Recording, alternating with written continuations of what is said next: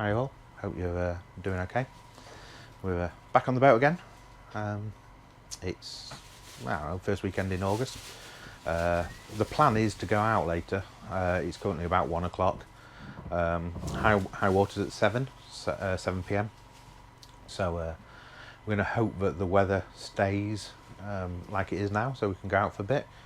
But unfortunately, the forecast shows otherwise. The forecast shows it going up to kind of 30 to 40 knot winds, and there's thunder and flash flood warning. So it could be that, you know, we don't get a chance to go out today, which will be annoying, because out of the past 2 months, the only good week we had weather-wise was the week I was down in Leicester with work. So unfortunately didn't get through to the boat to actually come out at all that week. And apart from that, it's been hammering it down and gale force winds non-stop. So welcome to English summer. It's shit. I can honestly say we got better boating days in winter than we've had so far this summer. But anyway, not to be disheartened. There's, as always, jobs to be done. So a couple of little things today, nothing major. The plan, as I say, wasn't to come and do jobs today, it was to come and go out, but we'll wait and see. So first up, I've had a couple of custom hats made for me and Emma. Little caps. I don't know if you can see that, but custom engraved. And whilst I typically look terrible in hats, it's good for keeping the sun out of your eyes, and more importantly, the sun off the back of your neck when you're out boating. So yeah, Emma wears caps all the time, so I thought I'd get a couple that were custom for the boat, and they've actually come out not too bad. So yeah, I don't think they look too bad. The canopies, these heaps of crap. Yeah, the new ones still aren't ready. The guy was making them this week apparently, but he's just not come down to fit them. I don't know whether that's weather or time or whatever, but yeah, so hopefully in the next video we'll have some new canopies to show off, and some non-knackered ones, which will be good, because it'll make it easy for when we're going out for having canopies down to get some good video for you as well, because getting video through these plastic windows is terrible. The main event today though is my one pet hate that I've always disliked about this boat, you know, among all the broken bits and everything else. The bit I've always hated is that.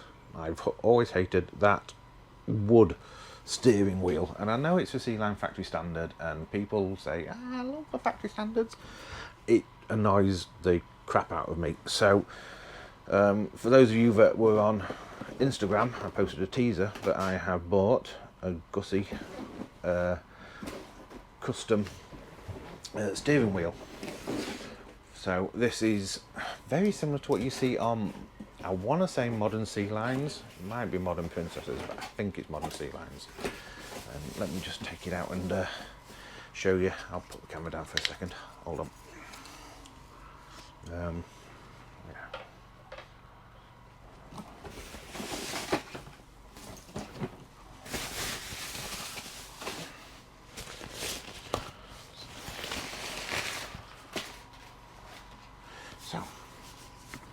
So that is going to be Sally Jane's new steering wheel.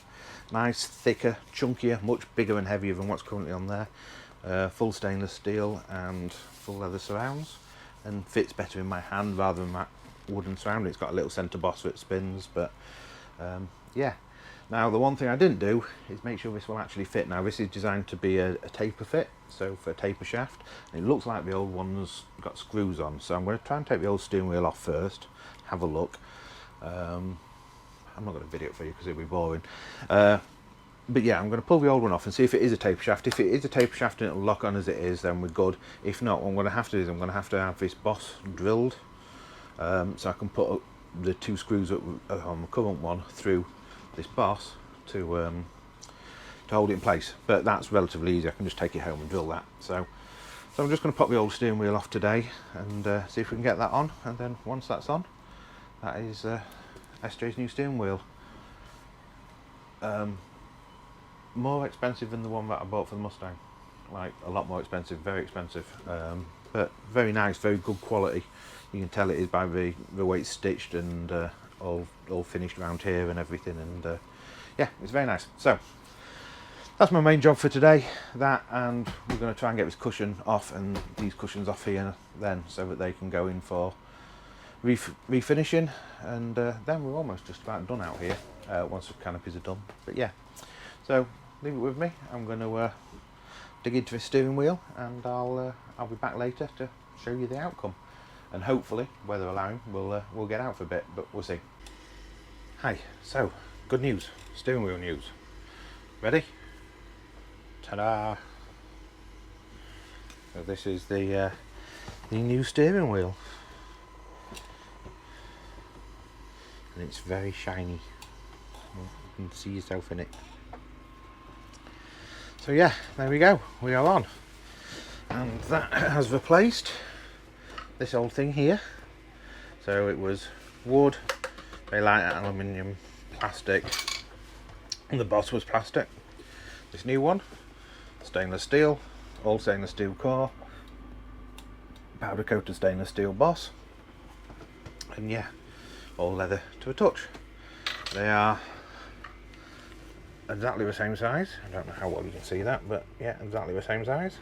16-inch I believe it is. Yeah, so old, new, there we go. Successful steering wheel. Quite looking forward to using that now, it feels lovely. Much thicker if you look at the thickness difference. It's quite wild, but yeah, so it's on, it's fitted, so anyone else, if you ever wanted to fit a new steering wheel to an S28, the Gussie ones fit straight on. You have to take that cover off, and there's 6 bolts. Take those off, that leaves just the boss and the keyway. The boss will just pull off the keyway, and the keyway is on there, and then you just prise it off. So what I did was I ran a strip of wood that side, a strip of wood that side, 2 flathead screwdrivers, popped it straight off. The actual shaft has got a crescent moon locking to line up the key to keyway. So the old one has only got a single keyway, if you can see it's there.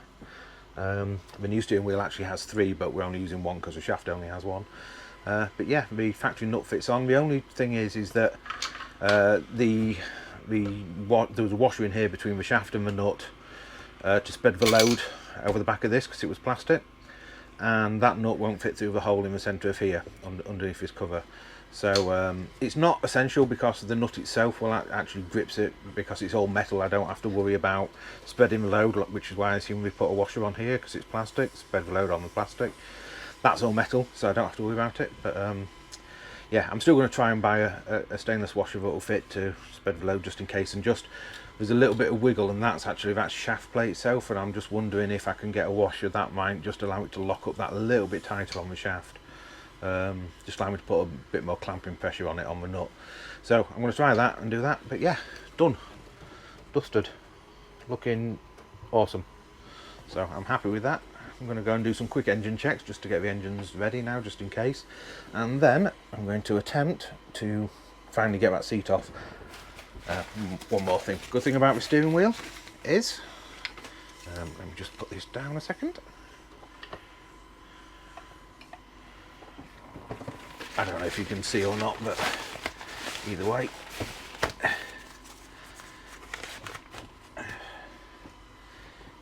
it came with a lovely little cover for it, so I can keep it out of the sun and stop it from getting damaged by the UV. Whereas the old one, as you can see, it's got some water and sun damage, where the varnish has started to lift, in particular there and there, and around the edge in a few spots it started to split. I mean, it's still in good condition. A quick sand and re-varnish will bring it back up lovely.